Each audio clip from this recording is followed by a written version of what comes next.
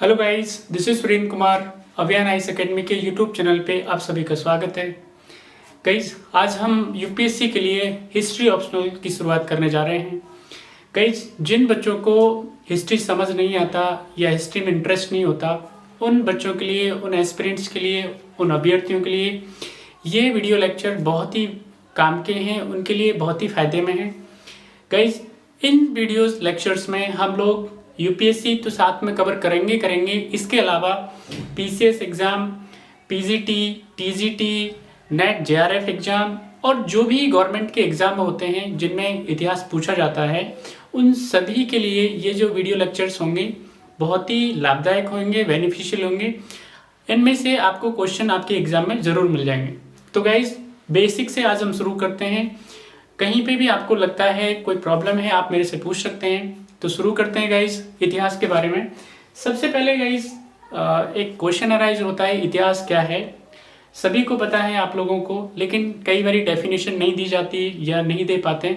तो गाइज, इतिहास का तात्पर्य यह है बीती हुई घटनाओं का क्रमबद्ध और व्यवस्थित अध्ययन इतिहास कहलाता है। यानी इतिहास की जो सबसे खास बात यह है कि हम इसको तोड़ तोड़ के नहीं पढ़ सकते, कंटिन्यूटी में इसको पढ़ना होता है। ठीक है, इतिहास क्या है? आगे जाकर के परिवर्तित होता है, लेकिन नए रूपों में परिवर्तित होता है। तो इसीलिए गाइस हमेशा ध्यान रखिएगा, इतिहास क्या है? क्रमबद्ध और व्यवस्थित अध्ययन है जो भी घटनाएं पास्ट में घटित होती हैं। ठीक है, अब गाइस अगर हम बात करें इतिहास की कुछ विशेषताओं के बारे में, तो as I told you, continuity and changeability जो है इतिहास की खास विशेषताएं होती हैं। इसके अलावा एक और विशेषता इसकी जो है, जो सबको पता है आपको, दैट इज ऑब्जेक्टिविटी, यानी वस्तुनिष्ठता। इतिहासकार क्या है, अपनी जो विचार हैं, अपनी मनोस्थिति हैं, वो ऐड कर देते हैं। या जब हम इतिहास लिखने बैठते हैं तो इसमें जिसके अंडर हम पैट्रोनेज पाते हैं, यानी जो राजा महाराजा के अंदर हम इतिहास राइटिंग करने का काम करते हैं, तो उनका प्रभाव हमारे ऊपर होता है, इतिहासकारों के ऊपर रहता है। तो हमेशा इतिहासकारों को ये ध्यान रखना होता है, और इतिहासकार रखते भी हैं कि वस्तुनिष्ठता उसमें कहें कि उसमें व्यवस्थित होनी चाहिए, या कहें कि उसमें वस्तुनिष्ठता को विशेष ध्यान में रखना चाहिए। ठीक है, तो ये इतिहास की खास बातें हैं। अब गाइस हम बात करें इतिहास को, जो इतिहासकार हैं और विद्वान हैं वो सुविधा के अनुसार पढ़ने की दृष्टि से, अध्ययन करने की दृष्टि से, रिसर्च करने की दृष्टि से क्या है, पार्टों में तोड़ करके रखते हैं। तो हम क्या है, उन्हें प्रकार बोल देते हैं। तो इतिहास को हम क्या है, 3 पार्ट में तोड़ के रख देते हैं या उनमें बांटते हैं। तो उनको पहला है आपके पास में, दैट इज प्राचीन इतिहास। दूसरा है आपका मध्यकालीन इतिहास। तीसरा है आपके पास में आधुनिक इतिहास, यानी एंशिएंट हिस्ट्री, मिडिवल हिस्ट्री और मॉडर्न हिस्ट्री। अब गाइस इसके आगे भी हम क्या करते हैं, हर एक सेक्शन को सब सेक्शंस में बांटते हैं, यानी हर एक जो पार्ट है उसको उपभाग में या उप पार्टों में बांटते हैं। तो यहाँ पे अगर हम प्राचीन इतिहास की बात करें तो इसको भी सुविधाजनक बनाने के लिए, पढ़ने की दृष्टि से आसान बनाने के लिए, समझने के हिसाब से इसको 3 पार्टों में बांटा जाता है, प्राचीन इतिहास को भी। तो 1 बाय 1 इनके बारे में बात करें तो एक है आपके पास में प्रागैतिहासिक काल बोलते हैं इसको, यानी प्री हिस्ट्री बोलते हैं, या प्री हिस्टोरिक एरा भी कई बार इसको बोलते हैं। दूसरा है आद्य ऐतिहासिक काल, यानी इसको प्रोटो हिस्ट्री बोलते हैं। अगर तीसरे की बात करें तो वो है ऐतिहासिक काल, यानी हिस्ट्री। अब यहाँ पे इंपॉर्टेंट बात आती है कि इन सभी में क्या है, विशेष पर अंतर क्या है इतिहास के बारे में अगर हम बात करें तो प्रागैतिहासिक काल जो है, यानी इसको हम प्राचीन इतिहास की बात करें और उसके बाद भी इसको हम प्री हिस्ट्री बोलें, तो प्री हिस्ट्री की खास बात क्या है? तो यहाँ पे आपके पास में क्या है, हमारे पास में प्री हिस्ट्री ओवरऑल हम बात करें आपके पास में, तो यहाँ हमारे पास रिटन रिकॉर्ड नहीं होते हैं। सबसे खास बात ये होती है। ठीक है, तो इसी को हम क्या है, 1 बाय 1 कहाँ से हमारे पास रिटन रिकॉर्ड मिलना शुरू होते हैं। ठीक है, इसके अलावा और क्या क्या सोर्सेज होते हैं जिनसे हम जो भी हमारा वक्त था उसके बारे में हम जानते हैं। तो यहाँ पे अगर हम बात करें प्रागैतिहासिक काल के बारे में या प्री हिस्टोरिक एरा के बारे में, तो प्री हिस्टोरिक एरा की जो खास बात यहाँ पे चली आती है, तो ये जो एज है आपके पास में, ये ह्यूमन के ओरिजिन का एज माना जाता है इसको। ठीक है, कई बार इसको आइस एज भी बोला जाता है, आइस बर्ग एज भी बोला जाता है, क्योंकि यहाँ पे जो टेम्परेचर था वो माइनस में था। ठीक है, और ख़ास बात क्या है, यहाँ पे जो ह्यूमंस का ओरिजिन ही शुरू होता है। वो कैसी स्थिति में था, एकदम अर्ध यायावर असभ्य अवस्था में था, ठीक है, नोमैडिक सेमी नोमैडिक अवस्था में था, ठीक है, हंटर और गैदर की स्थिति में था, यानी कि खाद्य संग्राहक और शिकारी की जो अवस्था है उसके अंदर था। यहाँ पे वो पूरी तरह से प्रकृति पर क्या था, निर्भर था, प्रकृति में, यानी कि गुफाओं में रहना, ठीक है, जानवरों का शिकार करके खाना, यही सब यहाँ पे इसकी विशेषताएं चली आती हैं। इसके अलावा गाइस इसका जो टाइम पीरियड है, कई बार क्या है एग्जाम में वैसे पूछा जाता है, अगर हम इसको यूजीसी नेट वगैरह देते हैं तो उसमें पूछा जाता है, यूपीएससी में इस तरह के जो फैक्चुअल क्वेश्चन है वो नहीं पूछे जाते। तो यहाँ पे अगर हम प्री हिस्टोरिक एरा की और खास बात हम यहाँ पे करें तो इसकी साइट से क्वेश्चन बहुत पूछे जाते हैं, ठीक है। तो यहाँ पे कौन कौन सी इंडिया के अंदर साइट है, साइट के लिए हम अलग से एक वीडियो बनाएंगे। यहाँ पे सिर्फ हम उसके जो पार्ट हैं उन्हीं के बारे में बात करेंगे। तो प्रागैतिहासिक काल के बाद में जो दूसरा चला आता है वो है आपके पास में आदि ऐतिहासिक काल। प्रागैतिहासिक काल को जानने के लिए हमारे पास ओनली वन सोर्स है, दैट इज आपके पास में आर्कियोलॉजिकल एविडेंसेस, यानी जो हंटर और गैदर थे, शिकारी की जो अवस्था में थे, खाद्य संग्राहक थे, तो वो किन टूल का इस्तेमाल करते थे जानवरों को मारने के लिए, ठीक है। इसके अलावा वो कहाँ रहते थे, तो उसके लिए हमारे पास में, क्योंकि 21st सेंचुरी में रह रहे हैं हम लोग, ठीक है, हमारे पास में इतिहास को जानने के बहुत सारे एडवांस सोर्सेज हैं। तो उसमें जो C14 है, कार्बन 14 है, वो चला आता है, ठीक है। इसके अलावा मैग्नेटिक डेटिंग जो है वो भी एक तरीका है। इसके अलावा और कई तरीके हैं जिनके द्वारा हम क्या है इतिहास की जो एज है वो जान सकते हैं, उम्र जान सकते हैं, ठीक है।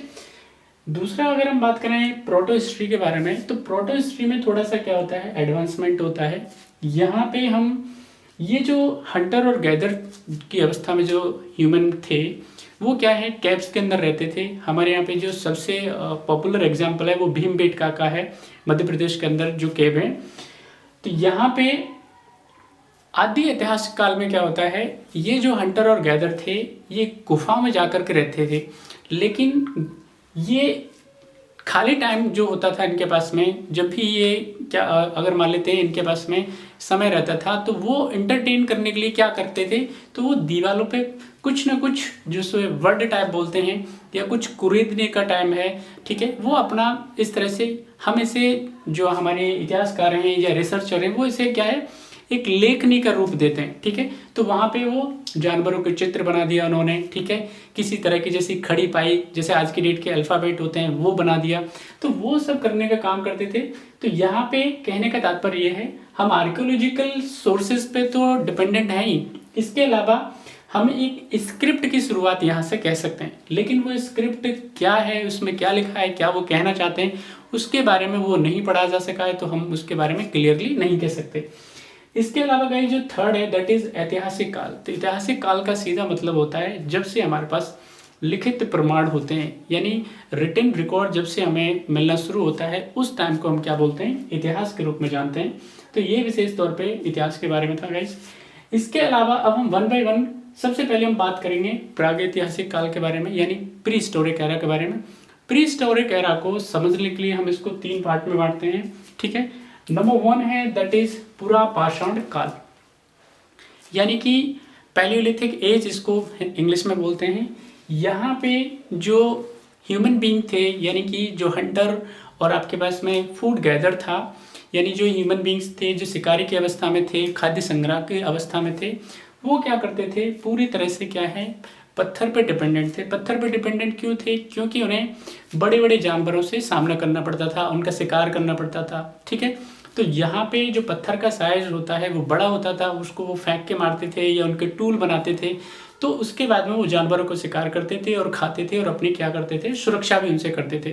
यानी कि यहाँ पे या इस दरमियान जो ह्यूमन बीइंग था उसके 2 ही काम थे, एक तो खुद की सुरक्षा करना और दूसरा जो शिकार करने के लिए उन पत्थरों का इस्तेमाल करना, ठीक है। तो ये पत्थरों के टूल इस्तेमाल करते थे। लाइक अगर हम ऑल ओवर इंडिया की बात करें तो वहाँ से प्री हिस्टोरिक एरा की बहुत सारी साइटें हैं, वहाँ से हमें टूल्स भी मिले। उसमें जैसे हम बात करें हैंडेक्स की बात कर लेते हैं, स्क्रैपर की बात कर लेते हैं, क्लीवर की बात कर लेते हैं। तो ये सब हमें क्या है डिफरेंट डिफरेंट जगह हैं जहाँ से हमें मिले हैं। लाइक अगर हम बात करें आपके पास में भोपाल के आसपास के एरिया की बात कर लेते हैं, आदमगढ़ की बात कर लेते हैं, ठीक है। यहाँ पे अगर हम उत्तर प्रदेश की कुछ क्षेत्र हैं उनकी बात कर लेते हैं। यानी अगले वीडियो में हम क्या है 1 बाय 1 क्या मिला है, कहाँ से कौन सी साइट है, उन सब के बारे में मैपिंग के साथ में, क्योंकि यूपीएससी में क्या है 50 नंबर की मैपिंग आती है, तो उसको हम 1 बाय 1 साइट के हिसाब से ही पढ़ेंगे। आज हम सिर्फ इनके बारे में बात करते हैं, इनको क्लासीफाई करते हैं। इसके अलावा गाइस हम बात करते हैं आपके पास में दूसरा चला आता है, दैट इज हमारे पास मध्य पाषाण काल, ठीक है। इसे मेसोलिथिक बोलते हैं।